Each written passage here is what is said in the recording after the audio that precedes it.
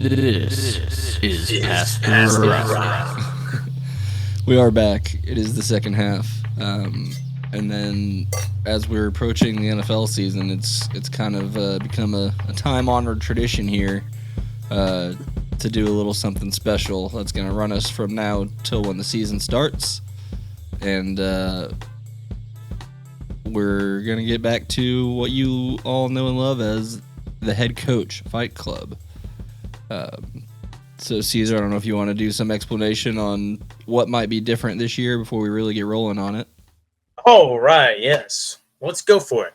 All right, so in years past, or rather the last 2 years, you would see the Fight Club take place a little bit earlier in the summer, somewhere around, June.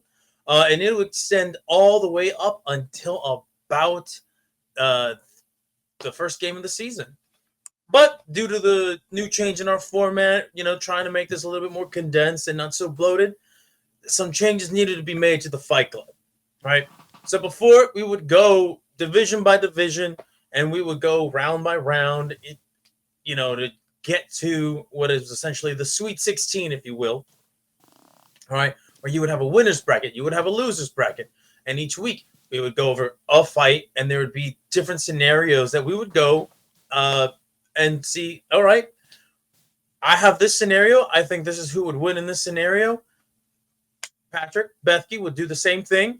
And then whoever, the majority voted on would be the winner, would advance into the tournament. And now we are going to do away with some of this, right? We will still have a tournament bracket. However, the pool is much smaller. We didn't want to. Doge forced us to. Yeah, yes, these are efficiency cuts. These are efficiency cuts for sure. Imposed to us by powers that be. The powers being a bunch of nerds from Harvard who couldn't finish school, so they got hired by the world's most lame supervillain. Anyway, now we're going to start off this year's Coach Fight Club. But instead of doing a fuck ton of weeks, we will be doing 6 weeks. Week 1, we'll be doing the NFC, right? We'll go through all 4 divisions in the NFC in a Royal Rumble Battle Royale free-for-all style. And what I mean by that is each division, they're just straight up all fighting each other at the same time, right? 1v1v1v1. That's right. One man will advance into the proper tournament itself. And we will do the same thing next week. And then as we go to the later rounds, I'll go more into detail about what each round is going to play out like. So, that said, gentlemen. I've got you something here to get us kicked off. Ooh, yes. Show me the money. Or show me the... Oh, that's right. We are in the Fight Club.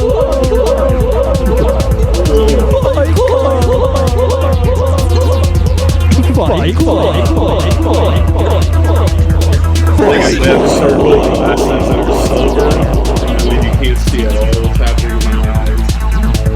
I feel like I need to be doing and gentlemen, From North Texas. Let's get ready to Fight Club.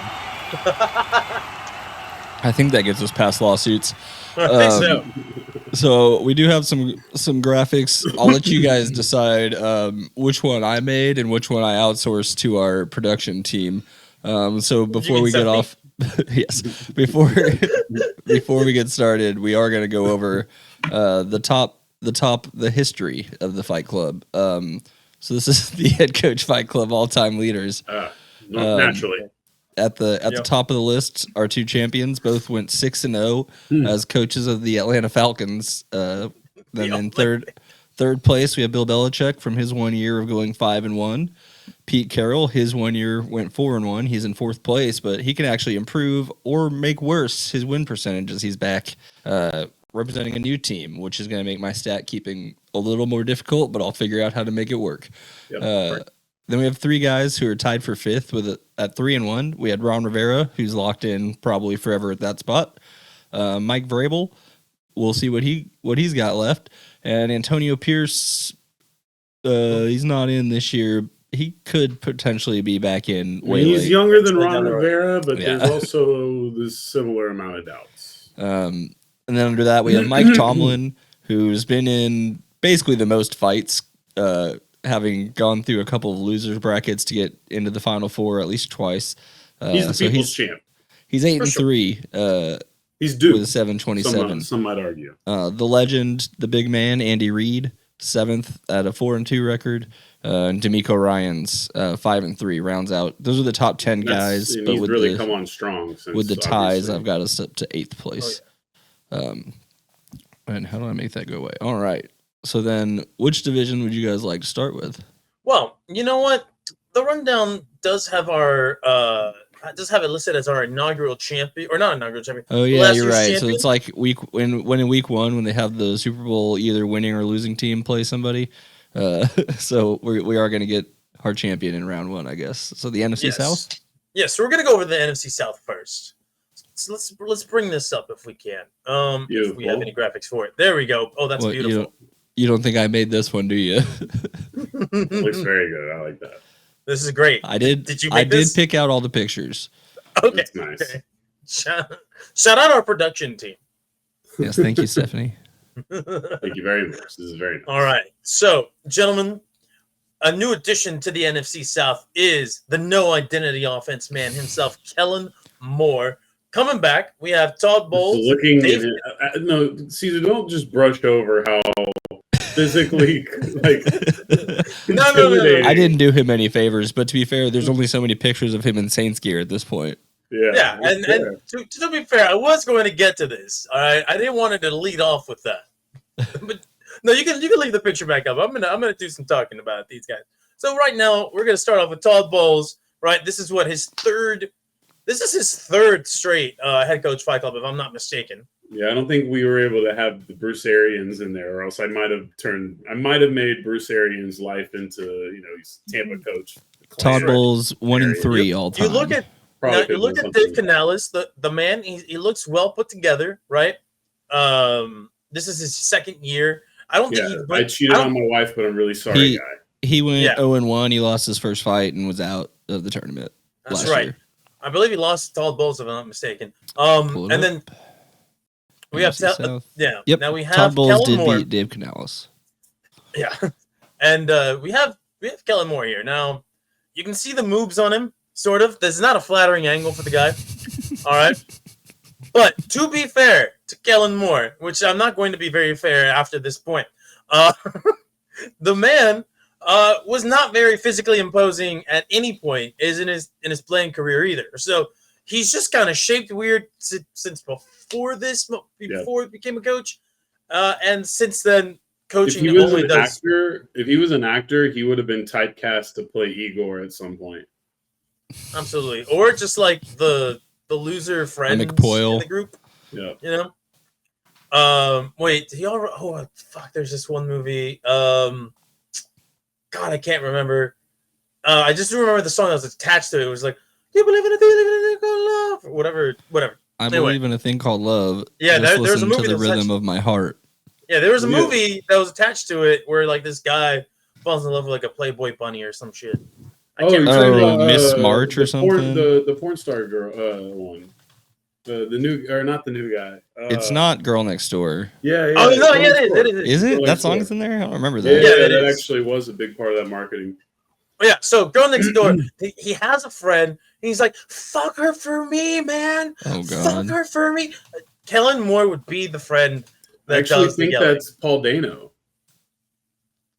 I'm bad Very with that. likely. Yeah, Bad Klitz. with names, Yeah. man. I'm pretty sure it's That Paul Yes, Dano. Paul Dano isn't. Yes, correct. Now, we look You at, are correct, sir. we're going to move on off of Kellen Moore, and we're going to go to Raheem Morris. All right, Raheem Morris, look at him. The intense look in That his is a- eye.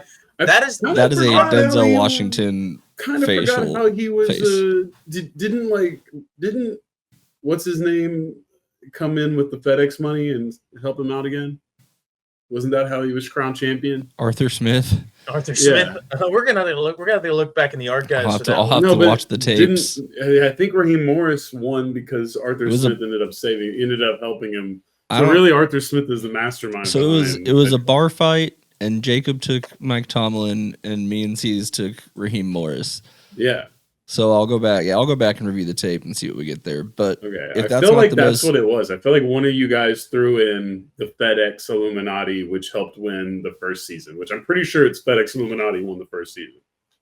No, 100%. Falcons. I still remember how Bill Belichick lost, which is what's his face? Arthur Smith hired Tom Brady to shoot Bill Belichick with a sniper. If I to be fair, in my version of that fight, Bill Belichick does some kind of voodoo to bring back Bill Walsh. So yeah, I think yeah. I think that was the one time you went out on a limb to go real ridiculous, and then did not pay off for my guy. Did not pay off. No.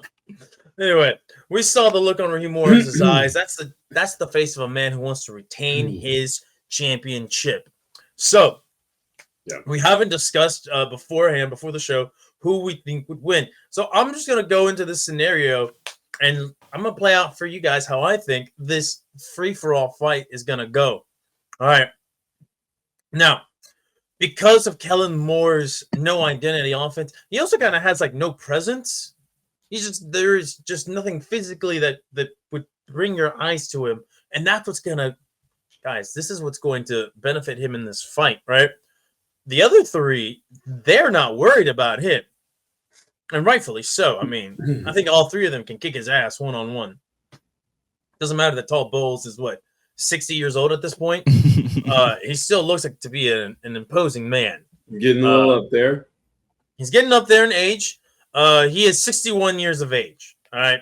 So, listen, he is the old man in this group. He put on a hell of a fight last year, if I remember correctly. All right. Now, Dave Canales, you look at him and he's like, this is too much of a pretty boy. And that's true. But you know what? This man, he's cheated on his wife. He'll cheat in a fight. Hey, but he wrote a book about it, and he's probably paid off their second or third house with that. And you know what? He would probably try to pay off people in this fight as well. But it's not going to fucking work. Because you see, in this one, let's say they're at a coaching conference, right? Every single coach in the league is here. And these four, they immediately just start getting into heated arguments, just about bullshit that they pulled in the games that they face each other in, except for Kellen Moore, right? I mean, because he's new. He's the new guy, and he's just kind of standing there awkwardly, hands in his, he's doing the hands on his armpits like this, just kind of like, I don't fucking know. First one to throw the first punch, though, it's Todd Bowles. He immediately tries to go for Raheem Morris. Raheem Morris, ducks that shit. And Dave Canales takes this advantage, and he, with some brass knucks in his pocket, goes for the back of Todd Bowles, knocking him out of this for the moment, right? And then Dave Canales, you see, he showed his hand too early. This is where I got Raheem Morris immediately decking this guy right in the solar plex, goes for an uppercut, launches his ass straight into the air. Now, this guy thinks it's done. It's over with. But they forgot. Kellen Moore is right there, standing, hands on his armpits, shocked. So what does he do? That's right. He whips out a playbook and calls up the no identity punch of doom. All right. Lord. And then it does a big old stance just like this, and just goes for a two-handed punch right into Raheem Morris. Raheem Morris just looked at him and was like, are you for real right now? And then because he has a hoodie on, he grabs the hoodie of Kellen Moore, pulls it over, and then knees him right in the jaw, knocking him out instantly. Tall Bowles, though, he gets back up because it's going to take more than one sucker punch to the back. And he goes with the old-timey, put your dukes up, young blood. I ain't still heard no bell ring. Goes for it. Raheem Morris ducks under, grabs him, and goes for a German suplex, knocking him out. Raheem Morris retains his championship in this round because he gets to fight again because he's just kicked everybody's ass. Atlanta Falcons fans. That's how I think that would go in this Royal Rumble or Battle Royale, free-for-all, whatever you want to call it. This free-for-all fight amongst all four. That's one for Raheem Morris. That's beautiful. One for Raheem Morris. Gentlemen, who would like to go next? I think I can tackle this one. Because All right. this is really a fight built around the unpredictable Kellen Moore, okay? No identity fighting, all right? This is a cocky young man. He thinks he's got all of the brain power to win in a fight. He's brainiac, you know what I mean? But here's the thing. The funds are low, so he's got to be a baller on a budget, okay? He's got to think about unpredictable ways to kill his opponents, but he's got no financial backing whatsoever. It's kind of easy to take out Boyles. That one's real simple. Bowles, whatever. Just induce a little heart attack. He hides in his closet one day, jumps out at him, boom, R.I.P. So this fight's taking place over several days in various locations. Exactly. No identity. So then you have Caleb Canales, right? That one's another very easy one. Look, he wrote the book, but the book is only half true, right? He didn't lie about part of that. He lied about the second part of the book, right? So Kellen Moore just rounds up a bunch of New Orleans' finest, sends them Caleb Canales' way. Boom. He gets the diagnosis not too much later, okay? R.I.P. Moving into the final one. This one, he's got to be smart. He's got to think like Assassin's Creed. He's got to sneak up on Raheem Morris. Raheem Morris is a made man. He's basically a two-time head coach Fight Club title winner at this point because he's carrying the gravitas of the franchise at this point, okay? The FedEx Mafia side. So, Raheem Morris not giving a shit, comes out after practice. He's got his entourage. They're going out to go do some shit. Who knows? Getting into SUVs because he's living large. He's the king shit. Kellen Moore tries to sneak up in him, and he's wearing like a little, it's like medieval in fashion where he's just in a little cloak, running around with a little dagger, just trying to be sneaky. He reaches up on Raheem Morris's, puts his hand on his shoulder. Boom. FedEx Mafia gets him before he can do anything. Raheem Morris retains. All right. His benefactor coming in clutch yet again. Raheem Morris doesn't even know about the fight. He's told about it 2 days later. Hey man, FedEx delivers fast. No, they don't actually. FedEx they do a pretty good job. They run 7 days a week now. Okay, all right. John Gray on the mound alert. John Gray is on the mound alert. So yeah, I guess technically my vote here doesn't actually mean a whole lot, but I'll still put it out there. So the way I see this going is they're all four in the ring, just straight wrestling style, straight WWE. And Canales and Moore both just go right at each other, like so fast that Bowles and Raheem Morris have time to exchange multiple looks of, okay, like we'll wait.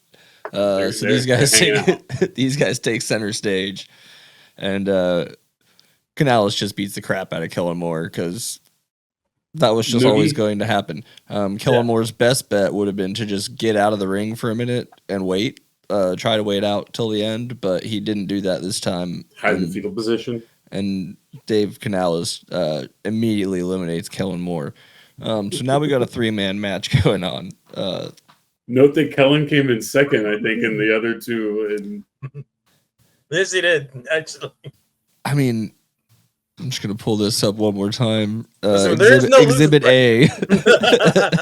Work smarter, not harder, man. It's the theme. It's the theme. It would have been if he did work smarter, but he did not. I just made him look like a complete dork in mine, though. So, but anyways, so then we've got Bowles, Canales, and Morris, and I think this is at least it makes it a more even fight than having Kellen Moore in the group. He brought the bar down. And so this is where it gets a little bit fun. You know, we're gonna get some classic weird stuff in WWE when you're really not sure if you're watching it objectively. You're like, all right, so these two guys are fighting and the other guy's kind of just hanging out, and they're gonna do that for a while, taking turns. Everyone's really beating the crap out of everyone else. Sometimes they're pretending to team up with the other guy. Sometimes they're not. But eventually we get to a point where Raheem Morris just picks up Dave Canales and he's done. He throws him out of the ring. He's out. Because, I don't know. The Panthers, it's not his fault, but yeah, he's Dave Canales. He's the coach. There's no of the Panthers. substance there. He beat up on the nerd, and then it was over.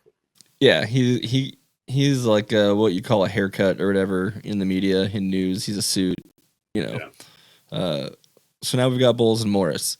And this is one where, maybe in his day, Bowles could have stood up to this fight, but Morris just too young, too hungry, and he kind of makes quick work of it at that point, just to get us to move on to the next division. So we got a unanimous Raheem Morris. Right. Raheem Morris, your title, your crown stays on you for another week. He's now 7-0 all time, which makes him officially number one. There we go. Well, number one in win percentage, but not number one in overall wins. Not in overall wins, but if you're talking about like an efficiency rating, 7-0 is going to top 8-3. So. Oh, for sure. All right. Well, then let's move on to the next division, shall we? I have it here. We're going to go to the NFC West. West. Because I don't think this one will be nearly as exciting as the other two. Are they cousins? I mean, two of those guys are two of those guys are the same. Yeah, there is. Honestly, are those two sets of twins? The phenotypes here are not very dissimilar, are they? So, as you can tell, a lot of these guys are kind of shaped the same way, kind of look the same. So, what is going to be the differentiating factor? Well, let's look over the Jonathan Gannon's got the Jonathan Cannons. All right, so Jonathan Gannon is probably the most buff of the four. You think? Not right? McVay? Mike McDonald looks kind of jacked. I think Mike McVay. I think Sean McVay does a lot of cardio. Yeah, Sean McVay. I think Gannon just does straight weights. Okay. Right. And then Kyle Shanahan, he hasn't been in shape since he was at Texas as a wide receiver. Kyle Shanahan is like the football nepotism version of Kendall Roy in Succession. You know what I mean? There's a lot of highs, but ultimately like not the championship, and he might also be doing a lot of cocaine. Yeah. Now you look at Mike McDonald, and doesn't inspire like a lot of like he's not a very intimidating looking guy. Although there is an image actually that I just pulled up. Where he is in a very tight Ravens t-shirt, and it looks like he has a set of guns himself. Oh, okay. So there you go. He might actually, you know what? Tickets to the gun show.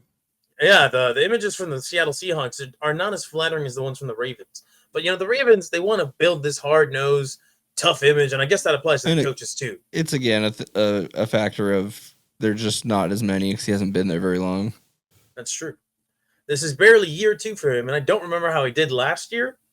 Who did we have in the Fight Club last year? He should have been though. Yeah, he lost to McVay. That's right. Okay, there you go. Who won the NFC West last year? Was it McVay? Sean McVay beat Kyle Shanahan in the NFC West championship round. There you go. All righty. Well, listen, this year it may not be the same smooth sailing from McVay. All right, it's another year in the NFC West. McVay, I believe, is the second most tenured. Yeah, the second most tenured coach in that division alongside Callahan. Oh, you're right. I was going to say he's the most, but Shanahan probably is. Yeah, Shanahan, I think, precedes him by a year, if I am not mistaken. Or maybe they were hired around the same time. I'm not sure. But they're the most tenured guys in the division. Jonathan Gannon in, year 3 now? Mike McDonald in year 2. These guys are hungry. They want to prove themselves, but their teams are just not going to do it. You look at the Cardinals. Same year. Sorry. All right, there you go. Yeah. You look at the Cardinals, dog shit. Just top to bottom, dog shit. the Seattle Seahawks, right? They took No one knows. no one knows. However, it looks like they did take a couple steps back in the offensive department. They just their skill position players are They're not trying to play ground and pound football. They might have to, especially with Darnold has their Sam Darnold as their not head coach, as their QB. But anyway, Mike McDonald, he's a guy who he cut his teeth doing defense, right? He believes in that hard nosed, like beat 'em up style of play. McVay, Shanahan, sure, they might like to run the ball, but these guys, they're finesse. And all those years of being finesse, it's going to make them soft. So this is what's happening, right? We're at that same coaching conference. We're in the NFC West room. This room, it just smells of failure, disappointment, and just a little bit of overstated accomplishments, right? And these guys, they're just sitting across from each other. They're all doing the Spider-Man pointing thing because they all kind of just are built the same, right? And they just start duking it out, and it's real cartoonish. You know, when like there's a giant pile of people fighting and they're just smoke in the air, and you just see fists. That's what's happening here. But immediately, Jonathan Gannon gets his ass whooped because they all start to gang up on him. They see the guns on him. They realize that's the only thing that he's got going for him because he's not really good at anything else. So they all gang up on him. They throw his head into the plaster of the walls, and he's just there, cartoonishly just stuck there, unable to get out. All right. Now you look at Sean McVay, Kyle Shanahan, Mike McDonald. Sean McVay, Kyle Shanahan, there's a rivalry there. Right? They lock eyes. There's like electricity in the air. If there was a crowd, they would all be chanting, "You both suck. You both suck." But with real like vigor. Vigor as well. And then there's Mike McDonald, the odd man out. Now, this guy's a smart guy. He's a smart head coach. He's a smart defensive coordinator. He knows I should just let these two fuckers go at it. So he does that. He doesn't do what Kellen Moore should have done. He should have just stepped away and let these two have at it.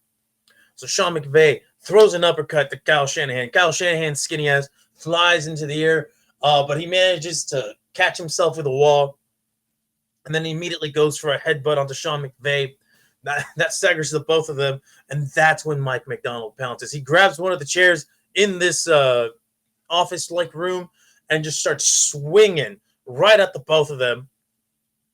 Manages to miss Sean McVay, but catches Kyle Shanahan right in the dome.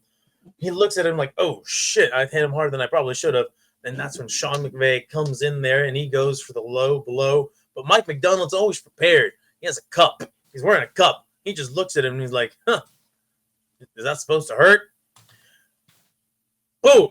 Finger poke into the eye, and then just grabs him by the head, goes for the knee, knocks him out. Mike McDonald walks out that room, the last man standing, while Jonathan Gannon is still stuck in that wall trying to get his head out of there.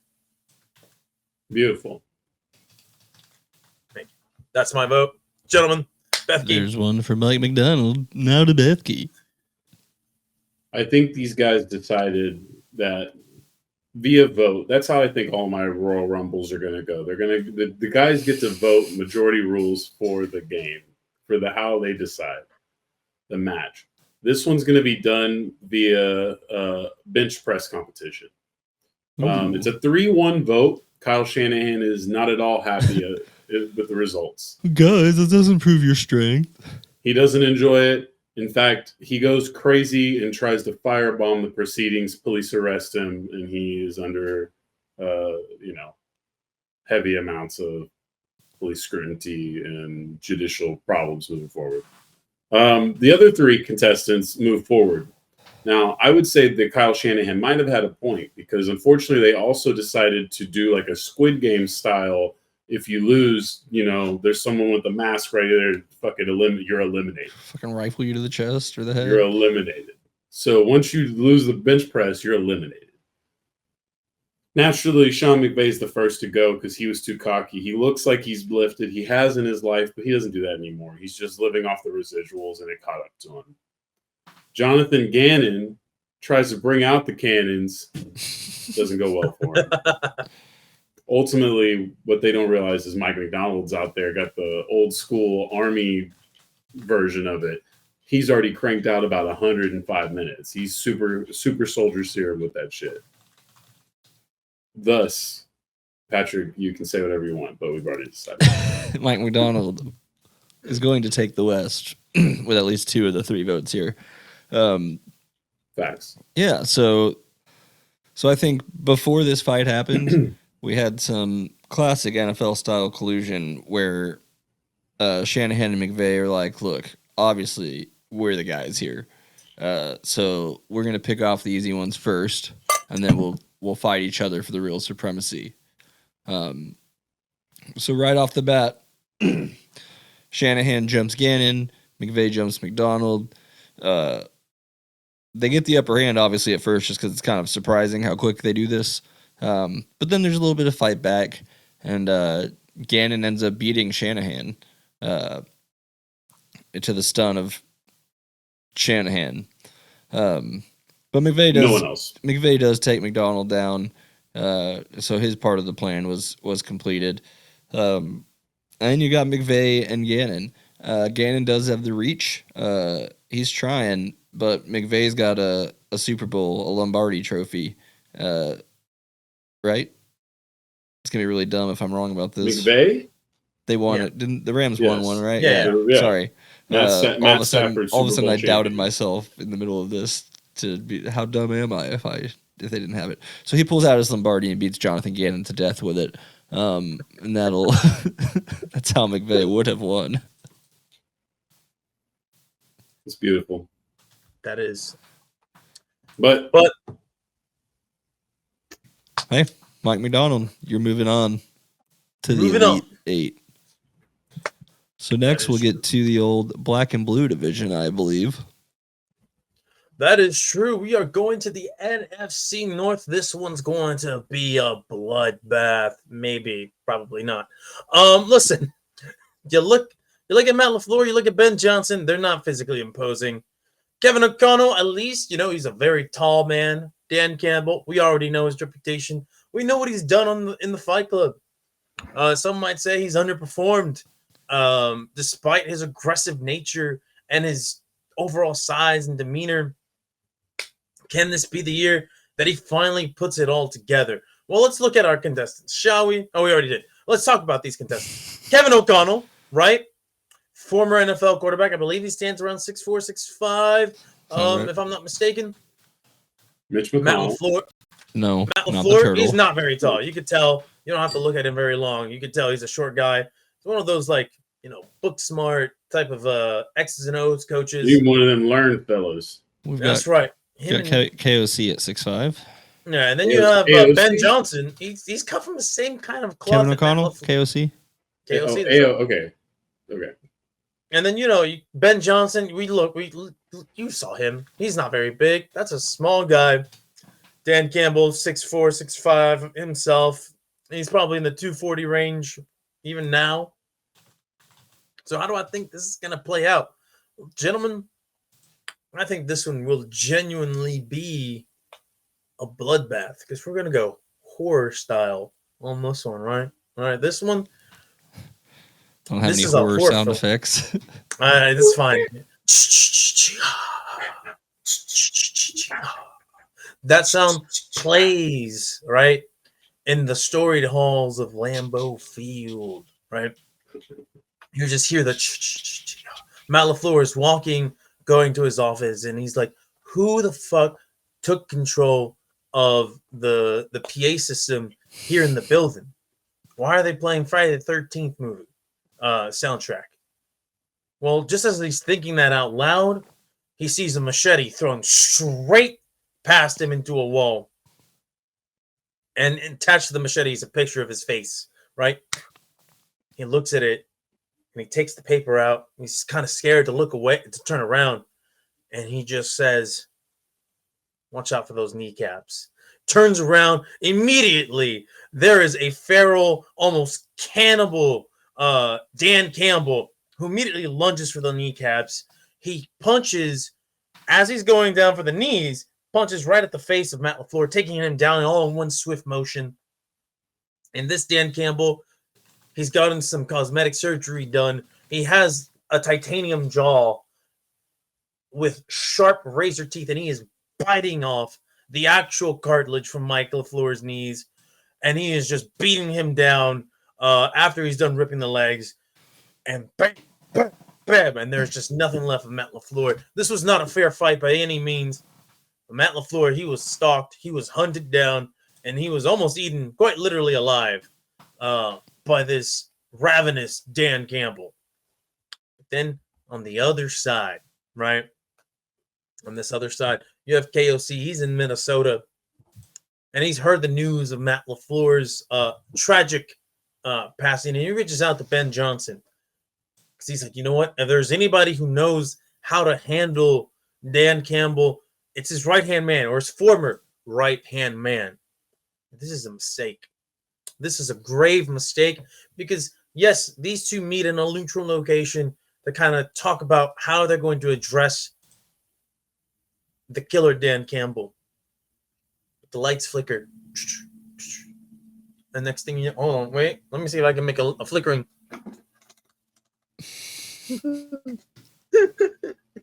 The lights flicker on and off, and finally they just shut off completely.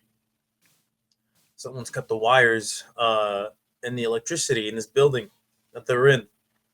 Now they made a mistake. They went into this private room in the corner of this building where they could not be disturbed because two rival coaches shouldn't be seen together.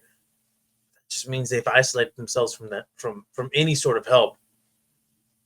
And all you hear down the hallway is Dan Campbell uttering some Dan Campbellisms that he would say during a press conference, but he says in a more menacing tone.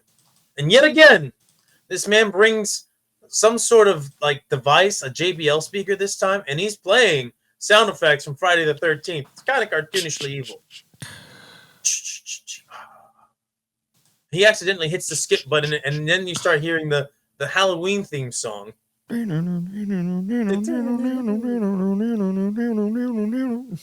these guys are just looking at each other. They're like, "Quick, we gotta Halloween song." Yeah, we gotta board the door up." So these guys go to block the door and try to, keep Campbell out of there. But you know what he does? Brings out a chainsaw. That's right. This man came prepared, and he starts chomping away at the door. And he's going, and finally he rips up just enough where he punches a hole in the door, sticks his head in, and he's like, "I'm here for kneecaps," and then just bursts right in. And these guys, you know what they say? Fuck it.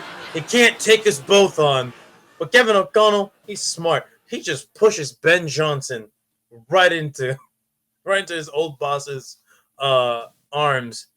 Ben Johnson just looks up, and he's like, "Oh, fuck." And he's like, "You shouldn't have left. You shouldn't have left me, Ben." Dan Campbell, with his enhanced jaw, just bites his face off and then throws him away. And when he goes to see where Kevin is, Kevin's gone. How did he leave? He's a very nondiscreet person for somebody who is 6'5". He's left the room, and he goes into his car. And as he's trying to turn it on, he realizes wire's cut. Can't turn the car on. He's stuck. He's trying to think, how the fuck do I get out of here? How do I get out of here? He realizes, wait, I'm out in the open. I can call for help. Oh, help.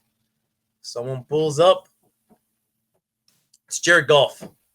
What the fuck's Jared Goff doing? He's like, "Hey, man, Campbell's scaring me.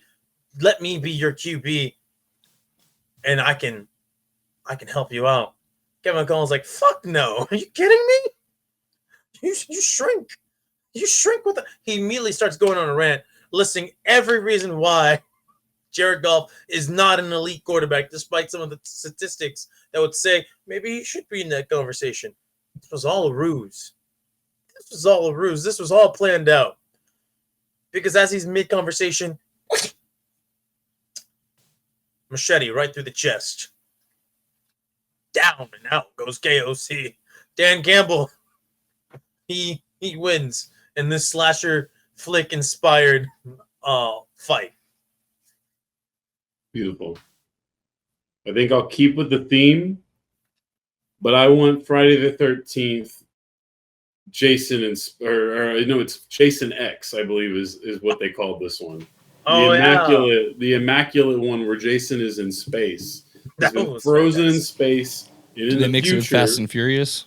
No, in the future they find his corpse or whatever buried and entombed, right? Because he was like buried in hell. I think the last we had left off in the saga. So Jason comes to life. He's cryogenically unfrozen. Matt LaFleur is the guy from, if you've seen this amazing, phenomenal motion picture, Jason X, nominated for many Oscars and other like awards. This man, early in the movie, after Jason has been defrosted, goes, "Hey guys, it's cool. He just wants his machete back." And he gives Jason the machete back. And Jason obviously then kills everybody. So, well, except for the nanobot lady who ends up almost killing him and then does kill him. And anyway, go watch the movie. It's nominated. Nanobot lady? Yeah, there's nanobot situation going on. And it's honestly like the most high budget sci-fi movie you've ever watched. Like the Sci-Fi Channel movie, not the genre. Yeah, so... Yeah, imagine... that with a higher budget than Dune 2. So yeah, that's how it happened. Matt LaFleur gave Jason the machete, and Dan Campbell wins as a result. 1 second. So again, Patrick, now it's time for you to weigh on this already decided matter. Yeah. So look, we're back in the ring. Dan Campbell's obviously dressed like Stone Cold Steve Austin. We got Matt LaFleur. He's dressed like Cody Rhodes, and Ben Johnson is just offensively dressed like The Rock. Full spray tan. Doesn't realize everyone's out on The Rock right now. Sure they are. Yeah. And Kevin O'Connell. No one knows where he is, but he's around. He's not been eliminated. They're not sure. But the fight starts anyways.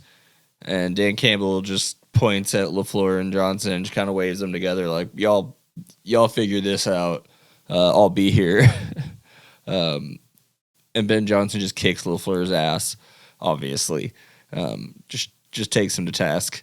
And so then you've got Dan Campbell just quickly leaps on his old running mate, his partner, and he's beating the crap out of him. He's just beating the absolute crap out of him. And then they hear the sound, the toll of the bell, and everything goes dark. And then all of a sudden, Kevin O'Connell is behind Dan Campbell when the lights come back. And Dan Campbell, he's been just throwing so many punches to the lifeless corpse that is Ben Johnson's body at this point that he's tired. And Kevin O'Connell just picks him up, does the finisher, taps him out, and Kevin O'Connell, as the Undertaker, wins the NFC North in this alternate reality. It's beautiful. It's nice not having to make real decisions. I can have a little more fun with it. That's true. I mean, I think that one is, the last one at least I think was easy to figure out. Dan Campbell's more fun for the future use. Oh, for sure. I don't know. Undertaker KOC could have been fun, but just every fight he just shows up at the end and wins it. That's how it was gonna go. There's still a chance of that. There's no loser bracket. Well, not for him. Yeah. But there's a chance somebody else could do that bit. You can always repurpose the bit. All right. So now we go down to the best, the NFC East. Now, really on paper, this one is not as exciting. But since 2/3 of the hosts here root for teams in the NFCs, might as well, right? A hair-throwing Brian competition. You have right. Oh God, it's a bunch of bald men. Brian Schottenheimer, a newcomer to the NFC, or rather to the head coach Fight Club. Dan Quinn comes back in year 2 for him.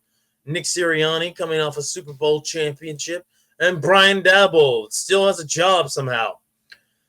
Well, gentlemen, let's talk about this. Dan Quinn, I think it's the tallest man in this division.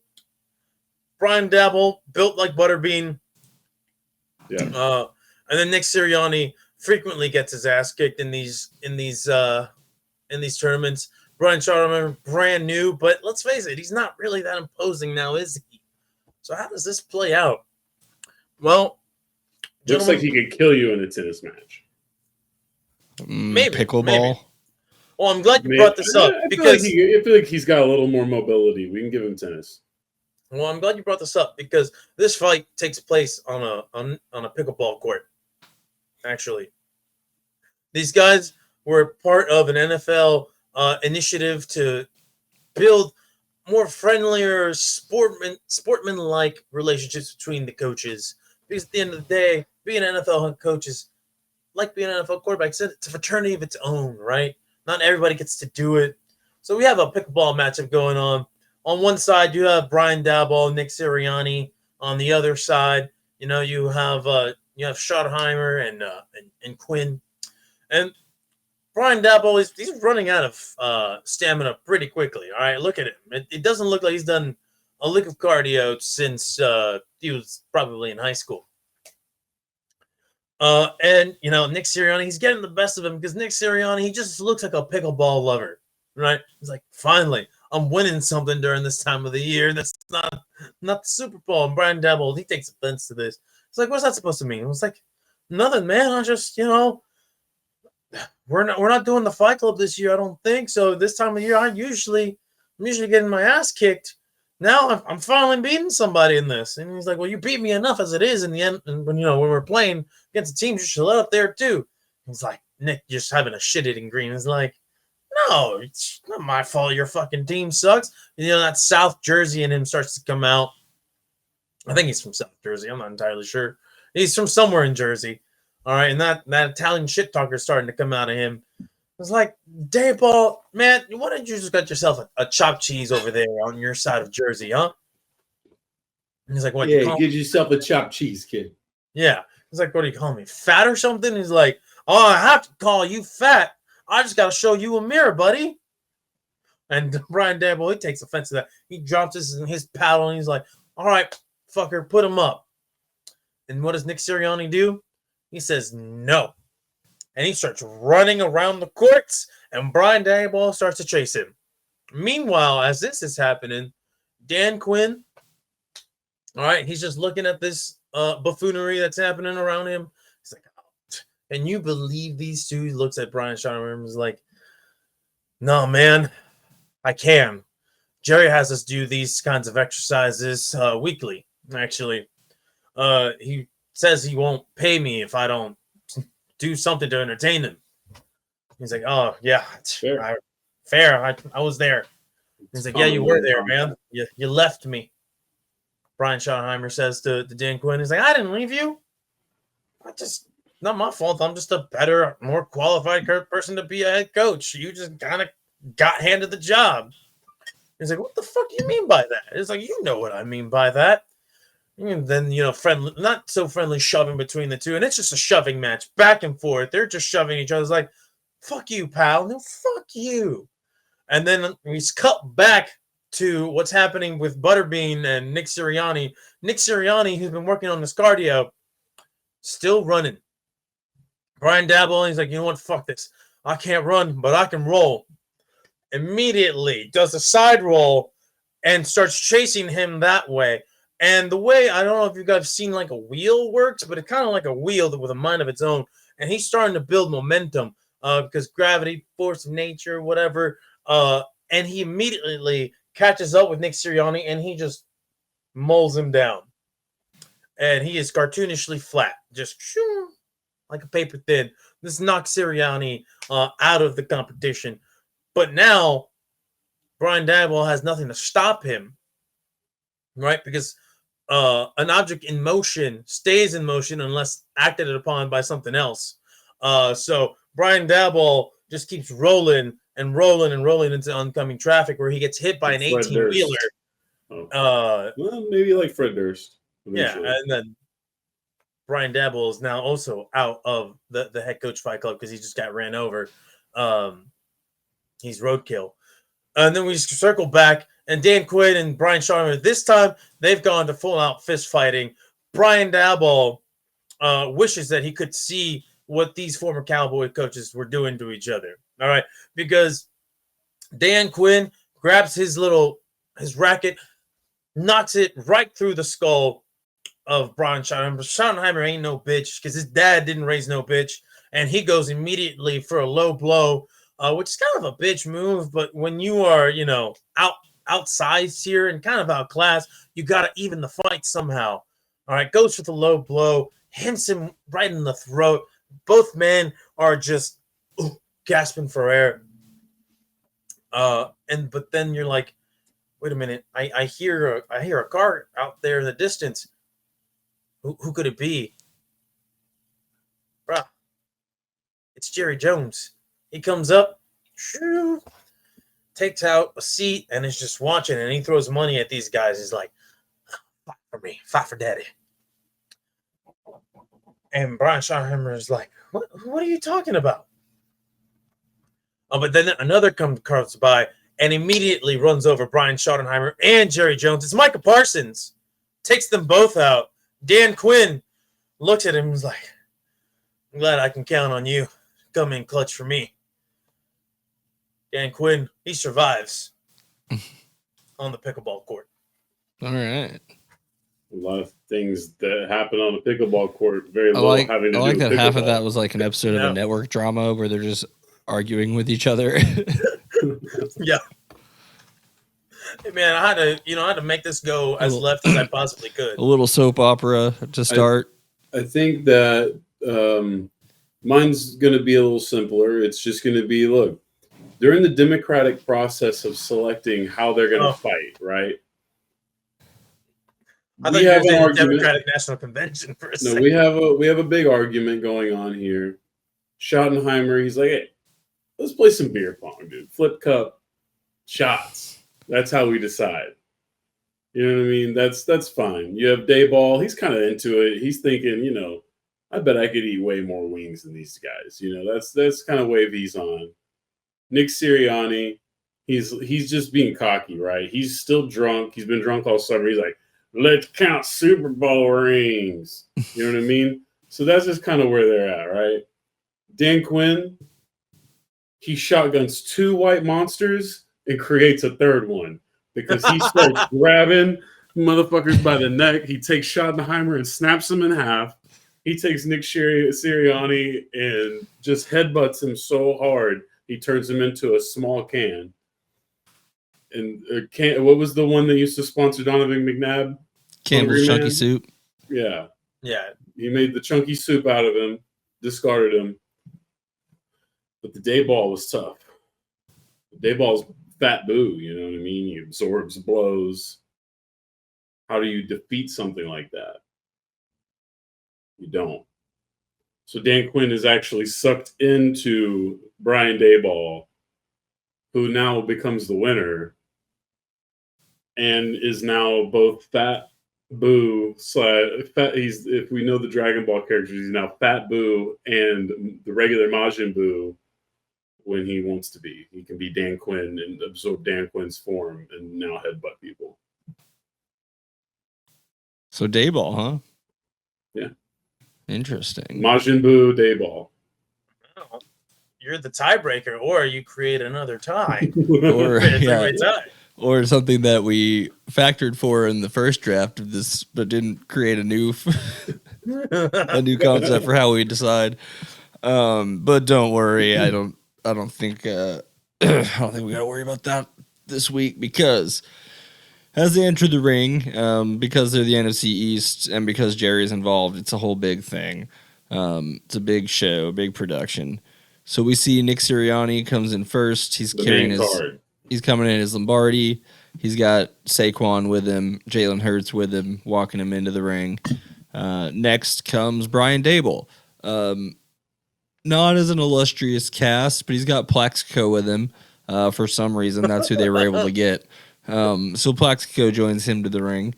Brian Schottenheimer comes in with all of Dude Perfect.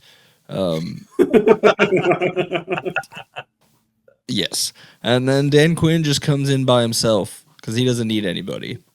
And Well, he's got money backing him now. You know, he's got Magic Johnson hanging out with him. he's got the president trying to change his team's name. Yeah. So the fight doesn't take too long. Dayball